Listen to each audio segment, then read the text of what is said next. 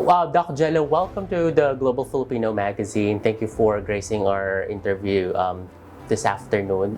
Isa pong karangalan na maging part kayo ng list ng The Icon Awards. Isa po kayo sa mga inspiring Filipinos ng UAE, and it's global po, it's international, and at some point gusto po namin na malaman, marinig ang story ninyo. Doc Gelo, would you mind to share us your journey from maybe from the beginning up until the peak of your career? Hello po, mabuhay to the Global Filipino Magazine, and maraming salamat. Thank you for including me as one of the finalists of the Global Filipino Icons Awards. My name is Dr. Angelo Nino Santos. I'm from Metro Manila. I'm from Pasig City in the Philippines. I'm a GP, or a licensed general practitioner. I came to Dubai 2014, so roughly 7 years now. I came from Malaysia prior to Dubai. I taught in a medical university in Penang, Malaysia for 3 years. That's 2010 to 2013. And then prior to that, I have been into private medical practice in various clinics, and then in the Philippines, I taught in College of Nursing in Quezon City, and until now, I am very proud to be a part of the academic life of most globally competitive nurses and medical professionals around the globe. It's heartwarming to feel, and it's very proud for me. Whenever I travel, I meet my former students who are now globally working as nurses or as doctors. When I traveled to Moscow, I met my former Malaysian medical students there. And then when I traveled to Madrid and London, usually they treat me, and I'm very proud of what they have become. And most importantly, I'm very proud. I take pride because of their gratitude until today. I mean, all throughout the years, they remember me as a part, even if a little part, of their academic life. I have a lot of students here in UAE as well who are working as nurses. So basically, that's my bread and butter. I have been teaching. I taught for 10 years in medical school and nursing school, both in the Philippines and in Manila. And then when I moved in Dubai in 2014, I tried to evolve because I cannot practice here as a medical practitioner because I taught in Malaysia for 3 years. So they have the Global Filipino Magazine po kasi is affiliated with the Filipino Institute, and it's also like an institute. Yes, here in we have short courses, we have like diploma courses, and some of the medical courses that we have, meron po kaming nursing assistant, meron po kaming caregiver courses. So very much into academe din po kami ganyan. Yes. So when going to the academe part po, no? How is it teaching? Paano po yung, earlier you said may mga estudyante kayo nakikilala. Like, how is it being part of their like academe life? Paano po yung experience nyo when it comes to teaching? What does it give you? And how did you come to that part po sa teaching from practicing medicine? In my medical practice, ever since I'm a student, an intern, we come across with different patients, iba-ibang pasyente, iba-ibang ospital, iba-ibang klinika. However, in teaching, when I ventured into teaching medical surgical nursing first, for the first eight years in the Philippines, it's very challenging. I mean, we all heard the cliche that teachers are are second to mothers. Yes, second parents rather. Yeah, thank you. So it's very challenging because you prepare every day, every single lecture you prepare, because the students themselves are very challenging. You may recall that most of the Filipinos are kababayans back home. Most of them have ventured into second and third course, yes, and enrolled into nursing to seek employment in the U.S. as nurses. Even Yes. so, I had students, former students who were lawyers, who were bankers, who were even doctors, took up nursing. Yes. So imagine the pressure that was on my shoulders Yes. in front of the class. You really have to challenge yourself, not the students, but yourself, to be better or at par with them, and to deliver, what needs to be delivered, the lecture Sure. itself, and to share your medical experience apart from the theoreticals. When I moved to Malaysia, I was given responsibility to be a part of the lecturers for pre-med, and then we have a special class, the cream of the crop. The first 2 years of medicine were in Malaysia, and the second half will be either in Moscow or in Ireland, Yes. where our former university in Malaysia was affiliated to. So the pressure was doubled, even tripled, because back then, moving from the Philippines, I came now to a foreign land, although it's an ASEAN neighbor.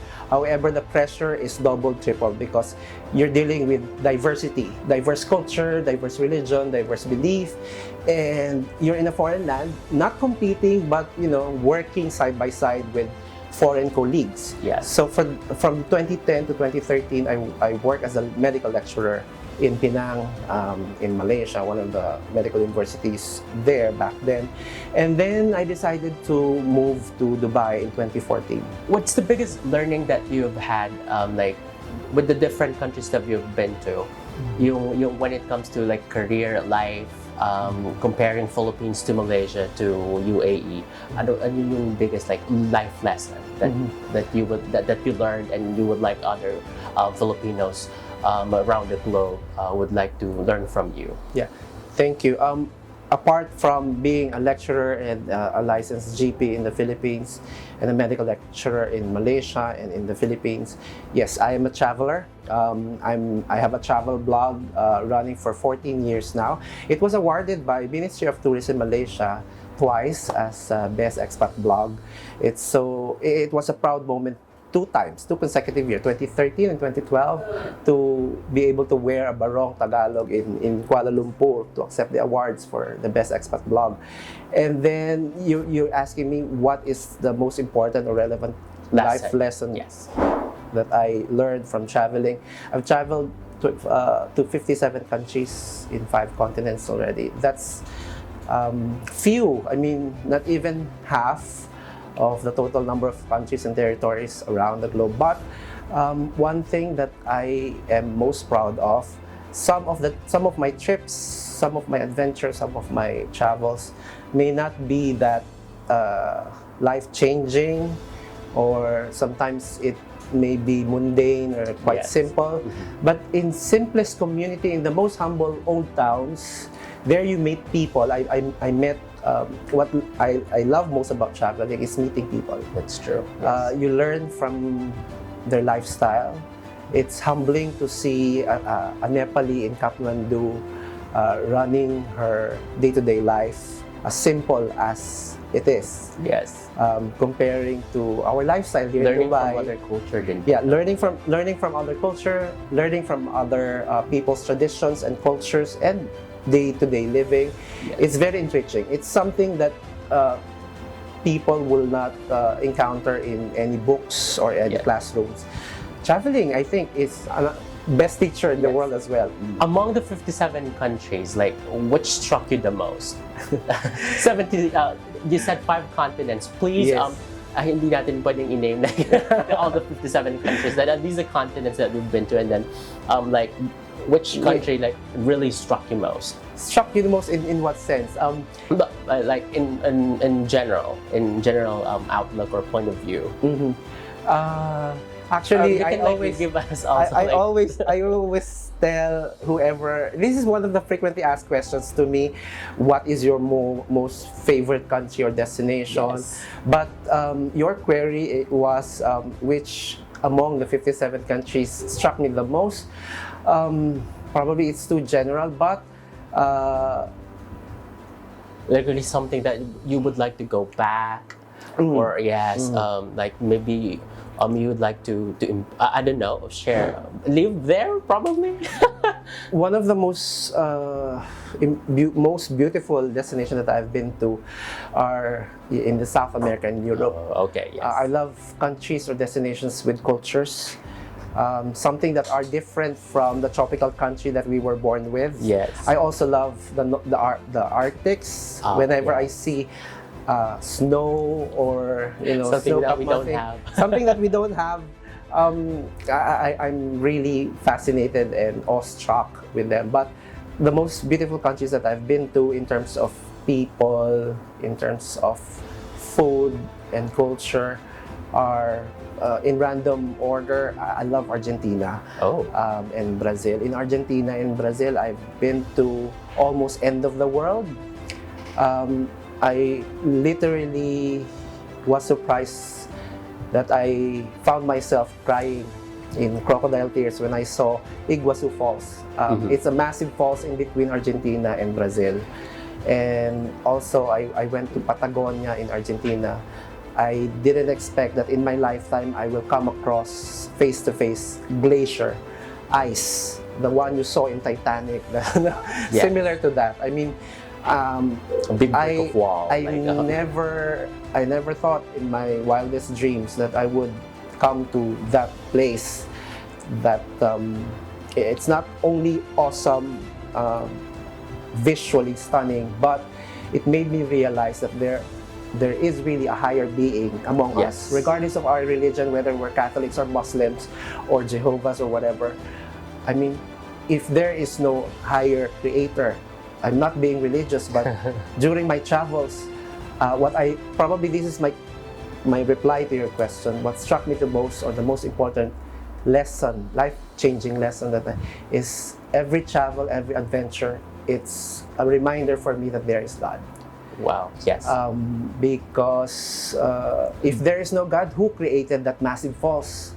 I mean, it's so beautiful, it's stunning, massive, yes. it's stunning, it's Someone beyond words. Created that. Very incredible. Yes. I mean, we all know about science, the Big Bang Theory. Yes. We respect all those theories that we have learned in school. But if we do not believe in higher being, whatever we call him, or whatever religion is, if we don't believe that there is God, I mean, how come that I have traveled to that edge of the world? Having said that, those travels that you've been to and like the careers that you have, the career that you are into right now, what is your message to the global Filipino when it comes to pursuing their dreams? You said in your statement sa magazine, like you work hard, but you also play hard. Yes, So yes. Please give us your message to the global Filipino when it comes to career and still having fun and living life. Problems come and go. It's part of life. I mean, everybody knows that there's still pandemic worldwide. It's not only in the Philippines, it's not only here in the UAE, but it's worldwide. So whatever our problem is, whether it's related to health issues such as pandemic or personal, whatever our struggle is, I mean, it's how we react to it. It's how we deal with our problems. Problems come and go. Every one of us, even the wealthiest, the richest, the most famous people in the world has problems. But if we will not lose hope, and whatever your religion is, whatever your belief is, if we remain faithful, I mean, we will come through any struggles, any challenges. So the bottom part of it is we have to stay strong, not only for ourselves, but for our families. Just like us here in the UAE or in any parts of the world where Filipinos are working abroad, we had a lot of sacrifices, not only for ourselves, but for our families and for our loved ones, because we are currently living outside our comfort zones and working abroad. So just hang in there. We are here to work, but as I've said in the former article written for me by the magazine, we have to love ourselves more. I mean, we cannot work and work and work for our loved ones if we will not spare some time for our work. So love ourselves regardless we have pandemic or regardless we have problems in life. We have to enjoy life. Life is short. It's cliche as it may sound, but we have to live the fullest. You know, these cliches are redundant, but they are true. So we have to love ourselves and live our life to the fullest. And Thank you so much, Doc Gelo. Maraming salamat po.